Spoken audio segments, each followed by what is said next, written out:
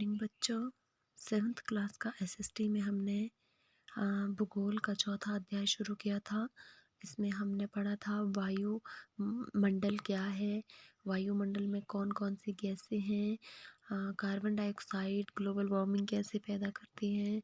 वायुमंडल की संरचना में हमने 5 परतों के बारे में पढ़ा था, जिसमें कि क्षोभ मंडल, समताप मंडल, मध्य मंडल, ब्रह्मंडल, बहिर्मंडल, इन सभी परतों के बारे में पढ़ा था। उसके बाद हमने मौसम और जलवायु के बारे में पढ़ा कि मौसम क्या है, जलवायु क्या है, टेम्परेचर क्या है, तापमान, आतपन क्या है यानी सूर्यातप। आज हम वायु दाब के बारे में पढ़ेंगे। यहाँ ब्लॉक में देखिए, तापमान को मापने की मानक इकाई डिग्री सेल्सियस है, अंडरलाइन कीजिए। इसका आविष्कार एंडर्स सेल्सियस ने किया था। सेल्सियस पैमाने पर जल 0 डिग्री सेल्सियस पर जमता है और 100 डिग्री सेल्सियस पर उबलता है। आपको ये याद रखना है कि 0 डिग्री पे जमता है, बर्फ़ बनती है, 100 पे उबलता है यानी बुलबुले निकलते हैं। अब आप आइए वायुदाब। यह जानकर आपको आश्चर्य होगा कि वायु हमारे शरीर पर उच्च दाब के साथ बल लगाती है, किंतु हम इसका अनुभव नहीं कर सकते। इसलिए होता है कि क्योंकि वायु का दाब हमारे ऊपर सभी दिशाओं से लगता है और हमारा शरीर विपरीत बल लगाता है। वायु किसी भी दिशा से आ रही है वो हमारे शरीर पर बल लगाती हैं, उच्च दाब के साथ बल लगाती हैं और हमारा शरीर उन्हें विपरीत बल लगाता है, मतलब वापसी उन पे हवा पे बल लगाता है। पृथ्वी की सतह पर वायु के भार द्वारा लगाया गया दाब वायु दाब कहलाता है। अंडरलाइन कीजिए।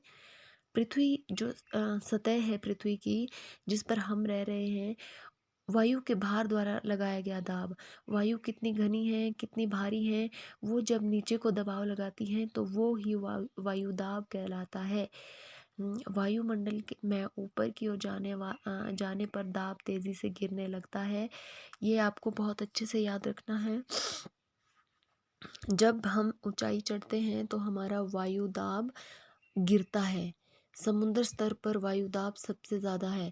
सबसे नीचे लोएस्ट लेवल में हमारा जो प्रेशर है वो सबसे ज़्यादा है और सबसे ऊंची जो हाइट है वहाँ पर हमारा प्रेशर सबसे कम है। आपको ये याद रखना है, थोड़ा सा कंफ्यूजिंग है लेकिन याद रखना है। वायु दाब का क्षैतिज वितरण किसी स्थान पर उपस्थित वायु के ताप द्वारा प्रभावित होता है। अधिक तापमान वाले क्षेत्रों में वायु गर्म होकर ऊपर उठती हैं। यह निम्न दाब क्षेत्र बनाता है। निम्न दाब बादल युक्त आकाश एवं नम मौसम के साथ जुड़ा होता है। कम तापमान वाले क्षेत्रों में वायु ठंडी होती हैं। इसके फलस्वरूप यह भारी होती हैं। भारी वायु निमज्जित होकर उच्च दाब क्षेत्र बनाती हैं। उच्च दाब के कारण स्पष्ट एवं स्वच्छ आकाश होता है। अब जो वायु है जितनी ठंडी होगी, वो उतनी भारी होगी और वो नीचे ही रहेगी। और भारी वायु जब वायुमंडल में होती हैं तो उच्च दाब क्षेत्र बनता है, बहुत ज़्यादा दाब होता है वहाँ पे। वायु सदैव उच्च दाब क्षेत्र से निम्न दाब क्षेत्र की ओर गमन करती हैं। आपको बताया गया, ये लाइन आपको अंडरलाइन करनी है और याद रखनी है। जहाँ उच्च दाब होगा, हाई एटमॉस्फेरिक प्रेशर होगा, वहाँ से निम्न दाब की ओर जाएगी, मतलब लोएस्ट हाइट से हाईएस्ट हाइट की ओर वायु जाएगी जब दाब बनाती है। अब है पवन। उच्च दाब क्षेत्र में से निम्न दाब क्षेत्र की ओर वायु की गति को पवन कहते हैं। अंडरलाइन कीजिए। ऊपर वाली जो लाइन है इसी लाइन को यहाँ पे बताया गया है। हाई एटमॉस्फेरिक प्रेशर यानी उच्च दाब से निम्न दाब की ओर जाना पवन है। हवा वायु की गति है, हवा की गति है। आप पवन को काम करते देख सकते हैं। जब यह सड़क पर गिरी पत्तियों को उड़ाती हैं, तूफान के समय पेड़ों को उखाड़ देती हैं। कभी कभी जब पवन धीरे बहती हैं तो आप इसे महीन धूल या धुएं को उड़ाते देख सकते हैं। कभी कभी पवन इतनी तेज होती है कि इसकी विपरीत दिशा में चलना कठिन हो जाता है। ये आपको बहुत अच्छे से पता है बरसात के मौसम में, या फिर सर्दी के मौसम में जब तूफान आने लगता है तो वायु कितनी तेज चलती है। आपने अवश्य अनुभव किया होगा कि तेज पवन में छाता लेकर चलना आसान नहीं है। 3 अन्य उदाहरण सोचिए जब तेज पवन के कारण आपके लिए समस्या उत्पन्न हुई हो। पवन को मुख्यतः 3 प्रकारों में विभाजित किया गया है। आपको मुझे 3 उदाहरण बताने हैं जब आपको ज़्यादा हवा के कारण आपको कोई कठिनाई हुई हो, कोई मुश्किल हुई हो। तो आपको मुझे 3 कारण बताने हैं। आपको यहाँ ब्लॉक में दिया है। क्या आप जानते हैं कि चाँद पर वायु नहीं है, अतः वहाँ वायुदाब भी नहीं है। जो चाँद है वहाँ पे हमारी हवा बिल्कुल नहीं है, इसलिए वहाँ पे वायुदाब भी नहीं है। अंतरिक्ष यात्री जब चाँद पर जाते हैं तो वे विशेष रूप से सुरक्षित हवा से भरी हुई अंतरिक्ष पोशाक पहनते हैं। यदि वे इस अंतरिक्ष पोशाक को ना पहने तो अंतरिक्ष यात्रियों के शरीर द्वारा विपरीत बल लगाने के कारण उनकी रक्त शिराएं फट सकती हैं, जिससे अंतरिक्ष यात्री रक्त स्रावित हो सकते हैं। जब भी कोई एस्ट्रोनॉट, कोई अंतरिक्ष यात्री आसमान में जाता है तो वो अपने बाहर एक कोट पहनता है जो कि वायु से भरा होता है, क्योंकि चांद पर वायु नहीं है। हाँ, अब हमने पढ़ा पवन।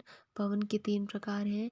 स्थायी पवनें जो कि परमानेंट होगी, मौसमी पवनें जो मौसम के साथ आएगी, स्थानीय पवनें जो किसी एक स्थान पर चलेगी। स्थायी पवनें होती हैं व्यापारिक पश्चिमी और पूर्वी पवनें।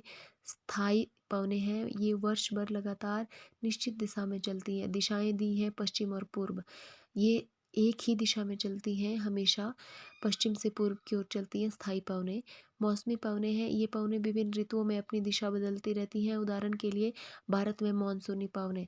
भारत में जब मानसून आता है वो पवन मौसमी पवन होती हैं, क्योंकि जब मौसम मानसून का आता है तभी ये पवन आती हैं। तीसरा है स्थानीय पवनें।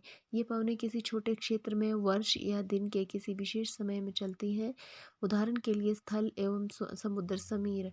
क्या आपको भारत के उत्तर क्षेत्र की गर्म और शुष्क स्थानीय पवन याद है? इसे लू कहते हैं। लू राजस्थान में चलती हैं। रेगिस्तान में जब गर्मी होती है बहुत ज़्यादा तो लू चलती है। आपको 3 पवनों के नाम मुझे बताने हैं, कौन कौन सी हैं। आपको बताना है पवन क्या है, वायुदाब क्या है, और तापमान मापने का की मानक इकाई क्या है। ये आपका होमवर्क है। आज के लिए बस इतना ही। धन्यवाद।